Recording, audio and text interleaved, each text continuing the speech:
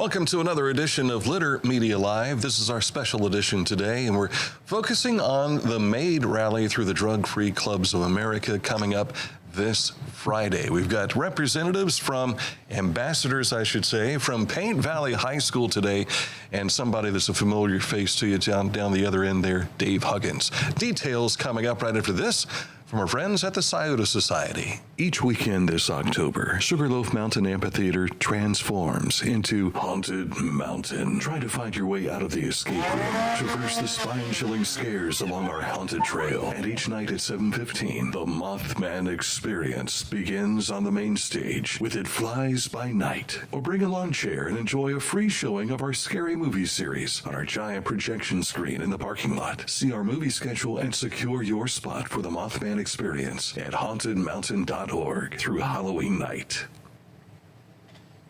It's your last weekend for that, too, so make sure you get out for it. Coming up Friday, it is the M.A.D.E rally in downtown Chillicothe. We have with us today representatives from Paint Valley High School, the ambassadors for Drug-Free Clubs of America. To my immediate left, we have Raegan Gilliland. Also, we have Caitlyn Dyer, Preston Fauber, and Dave Huggins, who has been Mr. Buck 50. Good to have you here today. Thanks for having us, Dan. Sure. We're going to start off with Dave here this morning just because we want to go to Mr. Experience. He's the guy that you've been from the very word go on this whole plan. And now how many years are we talking? This will be year 10 of having Drug-Free Clubs of America. This is our 9th rally. Kind of got squashed in the COVID year, but it's pretty exciting to have this kind of longevity with such an important program supporting the kids. Yeah, and it's for these kids, but we're seeing elementary-aged kids when that's what age they were when this started. And now here they are, they're coming through as young adults. The 10-year thing's kind of interesting when you think about it, because I did think about that recently. Like, we've been around for 10 years. These kids who are with us now were, of course, elementary school kids. As I continue to work throughout the community, I'll go to banks or stores or restaurants or lots of different places, and somehow something will come up at some point, and I'll be talking to these people that are young adults, and they're like, "Oh, I was in that program," and I'm like, "Yeah, yes, you probably were in that program." Like, they seem old to me, but having doing this for a decade, time goes by. Yes, and the aging Aaron Glandon, who's behind the scenes for us here today, he was a member of the M.A.D.E program when he was in high school back at Adena. Raegan, you're going to help start this program off on Friday. You're going to be saying a prayer, right? Yes, I am. Yeah, so talk about your involvement with the Drug-Free Clubs of America. Yeah, I've been ambassador for 4 years, so this is it's like my last wrap up for all this, and getting to do the prayer this year is like a big deal for me because I haven't got that big role yet. So last year, 3 of us did it, but this year it's just me, so we'll see about that. But so we do drug testing, all that kind of stuff. It's just our drug-free programs are a big deal for our schools, just because it's a club that everyone can be involved in. And so it's not hard to be in it. Of course, you just go and you get tested, and we do a couple fun things throughout the year. But so my involvement is just helping include those people and get all that put together. Having done this for 4 years now, what was it like that first time you had to go and take the drug test? It was weird. Yeah. It was odd. I was not comfortable. But, as being an ambassador, I had those senior members then that I looked up to that tell you of course it's fine, all that kind of stuff. And so, yeah, it was not comfortable, but I got through it. Here I am 4 years now later. So. And now it's old hat, right? Yeah. Yeah. Caitlyn, let's talk about your involvement. Have you also been involved all 4 years? I've been a member all 4 years, but this is only my 2nd year as an ambassador. So I know a little bit more about what I'm doing. It's not all completely new, but I'm still learning. Yeah, I have known Caitlyn probably longer than any of the kids up here. Around the pageant with the Fall Festival of Leaves. And I imagine you might have been in the 2nd grade or so when we first met. Probably, somewhere around there. Just a young kid and about as old as the program is here. What's been the feeling around the hallways, the kids when they start talking about becoming an ambassador or just a member of the Drug-Free Clubs of America? So this year, our ambassador, being picked, ran a little differently. You got to put in applications where normally you don't get to. So a lot of kids were really excited to be able to try and take on that role that sometimes you don't get to apply for. And lots of kids are just excited. We make our drug-free days, where we test, more exciting, more incentive. We make sure that they have snacks and water. That way, once you're done and you pass your drug test, you can go and get a little goodie bag, and kids get excited over that. Yeah, everybody likes goodies, right? Preston, what about you? You moved into Paint Valley back your freshman year, and were you immediately involved in the Drug-Free Clubs of America?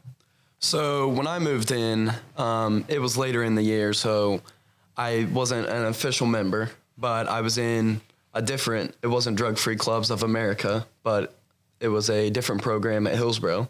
So when I came into Paint Valley, they saw that I was in that, so they let me be in the club. Not quite as an official member, but I was part of it because I did the testing at Hillsborough. But here at Paint Valley, I've been a 3-year member, and this is my first year as an ambassador. Yeah. What's the experience been like for you as an ambassador? It's been great. As a first-year ambassador, it's a lot of new things to me. I have a bigger leadership role, whereas beforehand I was just kind of a member. I didn't have any one thing I had to focus on, whereas now I kind of have to step up and almost kind of recruit people to get into the club because it is a beneficial club, obviously being drug-free, and I think it just helps all the students out. Yeah. We know that there are slip-ups along the way because you're kids, and you experience those things. But what's it like to go around and you talk about recruitment? You're almost giving a testimony as to how cool Drug-Free Clubs of America are, but the main message is being drug-free. Correct. I think that's a big thing is not joining just because of the benefits, like getting the snacks or the goodie bags or getting to go on these trips. I think the real reason you should join, and a lot of our students have joined, is to be drug-free, which is not only you can put that out there if you're applying for college, but it's also going to help your personal health. What about you girls? What are your thoughts about that as well? Well, I kind of like what he just said.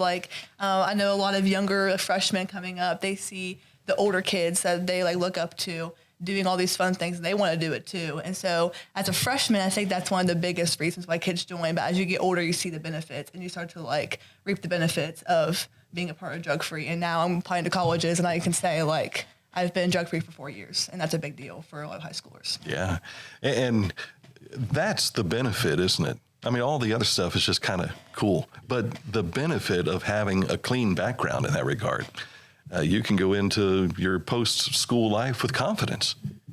We like that. I think that's kind of the cool thing that many people overlook is they think the kids join just for the perks or benefits. And we want that to be a part of the program because it's cool, but it's refreshing to hear, and I think your listeners would agree that you guys just want to be a part of it because you want to live a drug-free lifestyle, and that's important to you. I mean, that's a character thing, and that's really what our young people are about. And I'm proud to be able to help them, through this transition of life. Yeah.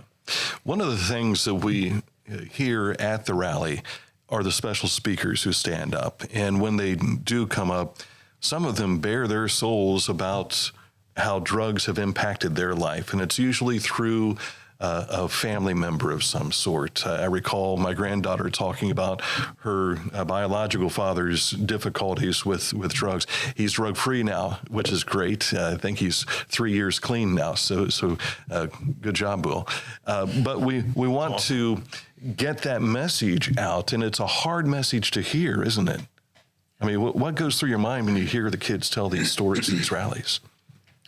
Well, I just think that, those stories are what pulls people in. If you have to be willing to step up and make a difference for the club, and that pulls in more people just by stepping out and saying, I'm willing to tell you the story that happened to me. Or we've had kids that they don't want to get up and tell the story, so they write it and someone else is willing to read it for them. And that's just a big testimony to the kind of people they are and what our club stands for. Yeah, because not every personality is one that's like, I'm going to go up there and tell everything. But if you can help get that story out in some fashion, what a great support group it is. Anything that we've missed you wanted to make sure people knew about your involvement with Drug-Free Clubs of America? It's kind of cool to know that you're a part of something a lot bigger than you and your friend group and your school even. Just to be able to come together, one day a year and see all of these kids who have pledged to be drug-free too, along with you. It's not something only you are doing. It's not, uncool to be doing that. And, you have people who you can go to, a support system if you do come across where you have to make a choice or if you stumble. Yeah. I think that first year of the rally, I was on vacation and I had missed the rally, but I was watching some of what was happening on Facebook Live and everything.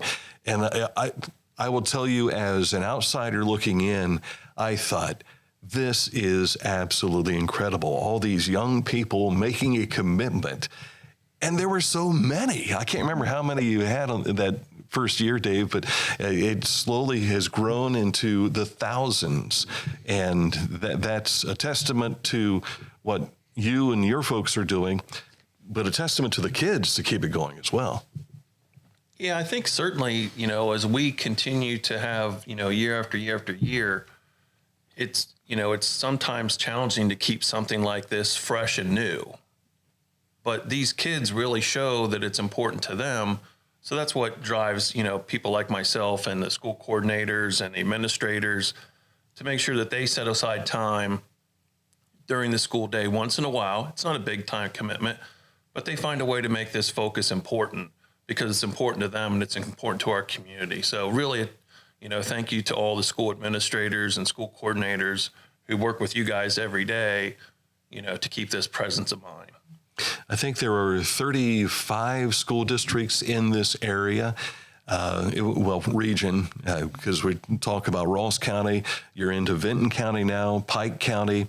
Where else have you stretched into? Because you've got 14 schools now, right? Yeah, we have Jackson County as well. So actually, some of the Ironmen are coming up to present at the rally on Friday, so that's kind of cool. And then McLean over here in Highland County will be with us on Friday, and Circleville Tigers are coming down to present and be a part of this. So, technically, we, in Southern Ohio now, between those four counties we talked about, Pickaway County, Gallia County, Scioto County, Highland, and Adams, we have 27 high schools that have the Drug-Free Clubs of America program.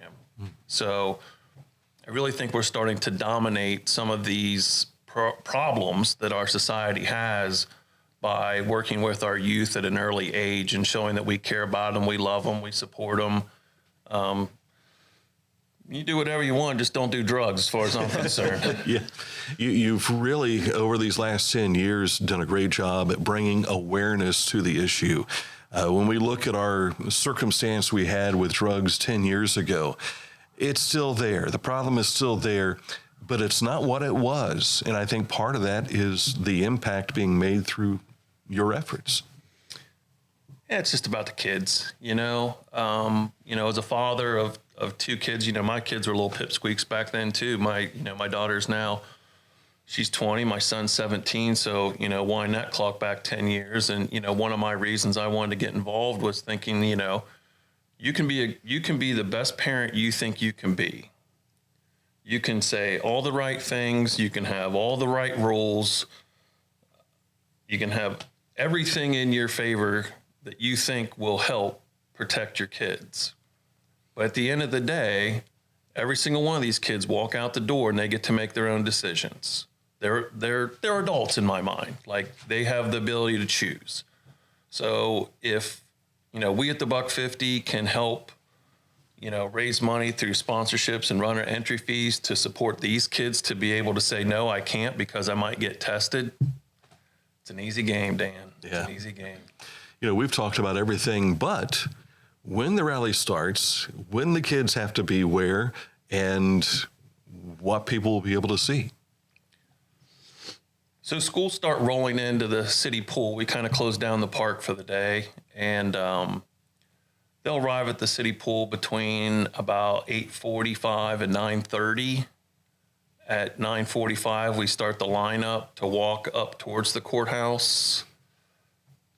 Goal's to be there by 10 o'clock. You know, it's not that far, but when you're trying to move 1,500 people plus, it takes a little bit of effort. Moses and the children of Israel trying to leave Egypt. Yeah, we got to get it. We literally have to get across Water Street before the, traffic needs to start moving again. The Chillicothe Police Department helps us out a lot with shutting down streets and helping us move the kids. But we'll be up there at the courthouse 10 o'clock. We would love to have everyone from the community up there to support these kids. It's worth your time, I guarantee you. They will tell some great stories. Just the energy that is in that march when you're walking, through the park, up the hill, down Paint Street. We got, Billy Geisinger and his motorcycle buddies will be kind of leading the charge and revving some engines. That's kind of a nice sound to hear bouncing off all those buildings downtown. Mm-hmm. And then, we usually wrap up by, 11:15, 11:20, and the kids get to go back to the pool and goof off for the rest of the day. We'll have cornhole boards down there and music and volleyball and some other games. But it's a fun day out of school and celebrate who these people are and what they're doing for our society. I must say, last year I bumped into Gabby Lockbaum, who is the advisor for Paint Valley, and she and her mother and I worked together for a long time, so I've watched Gabby grow up as well. And I'm like, what are you doing here? And she said, well, I'm involved with the Drug-Free Clubs of America. So it's spanning generations now and making an impact everywhere. Our plan is to have this live streamed this Friday. So you'll see us downtown as well, and cross our fingers so we have good internet connection to be able to do this. But we're looking forward to seeing you guys in action this coming Friday. Thank you so much for coming in today. Thank you. And thank you for watching this edition of Litter Media Live, brought to you today by our friends at the Scioto Society.